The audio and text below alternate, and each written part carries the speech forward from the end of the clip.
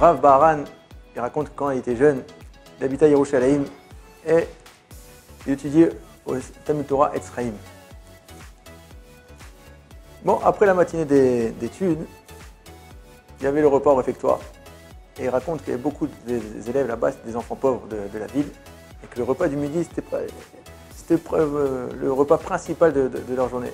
Ils n'avaient pas beaucoup à manger. Et un jour, après le repas, ils se retrouvent avec une surprise, ils ont du pudding en dessert. Et là, le jeune, il est content, il va manger un bon de pudding, tellement qu'il adore. Il veut reprendre un deuxième morceau, il va voir la cuisinière, il dit, excuse-moi, est-ce qu'il reste encore un morceau de pudding? Et la cuisinière, elle regarde, elle lui dit, elle lui donne un deuxième morceau.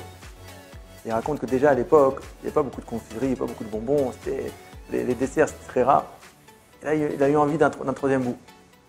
Il est parti voir la cuisinière, il lui dit, excuse-moi, je peux en voir encore un petit morceau? Et là, il dit, regarde, tu as déjà eu 2 fois, tous les élèves n'ont même pas eu une deuxième fois, s'il reste, je te donnerai. Il regarde le plateau de pudding, il regarde les élèves qui restent, et là il voit que s'il attend, il n'aura pas d'autre bout de pudding. Qu'est-ce qu'il fait d'un coup? Il s'énerve, il prend le plateau de pudding et le jette en l'air comme ça, tout se renverse et dit si moi j'ai pas de pudding, alors toi t'en auras pas et aucun élève en aura. Et comme ça fait un blanc dans le réfectoire. Il y a un enfant qui est devenu fou, qu'est-ce qui se passe?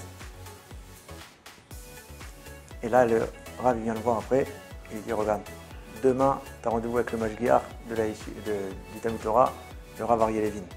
Il va s'occuper de toi. Le jeune, il n'est pas bien. Toute la nuit, il n'a pas dormi. Il dit, qu'est-ce qu'il va me faire? Peut-être qu'il va me renvoyer. Il n'était pas bien de s'être mis en colère comme ça. Et il n'a pas réussi à dormir. Le lendemain, après la tefila, le Rav attend dans son bureau, une petite pièce. Et là, il rentre. Et le Rav Aryeh Levin, il le regarde, il dit, c'est vrai ce qu'on m'a raconté, c'est toi comment tu t'es comporté hier? Et le petit il répond comme ça avec un signe de tête, oui, c'est vrai. Et après, tu dis, c'est vrai que tu as fait tout ça parce que tu aimais le pudding? Et là encore, il fait, oui, c'est vrai. Alors il dit, approche-toi. Et là, le Rav, il ouvre son armoire, et il sort une assiette de pudding, et il dit, tiens, apparemment tu aimes beaucoup le pudding, alors tiens, mange le gâteau. Sans rien dire.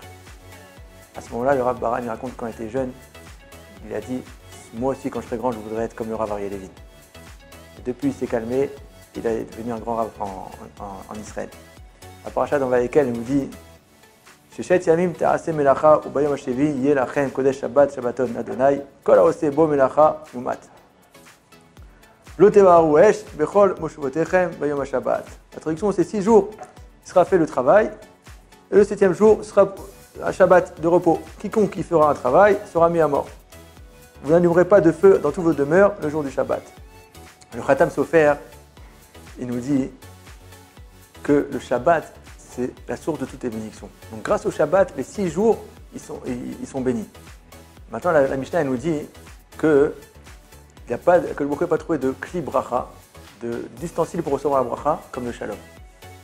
Donc maintenant, si on veut avoir la Bracha qui nous arrive, il faut être Béchalom, il faut être dans la paix. On voit que le Beit Yishra, il dit que Erev Shabbat, veille de Shabbat, le Satan, le Yetzirah, il est là et il danse, il essaye de faire des marloquettes, des disputes entre l'homme et la femme, entre les amis. Pourquoi? Parce qu'il sait très bien que toute la bracha va dépendre du shalom qu'on aura dans ce Shabbat. Donc si, Béhémet, on est dans le shalom, on fait un Shabbat de paix, alors on a toute la bracha dans la semaine. Alors Béat Hashem, que nous donne la possibilité d'être toujours au Béchalom afin de recevoir toutes les brachot.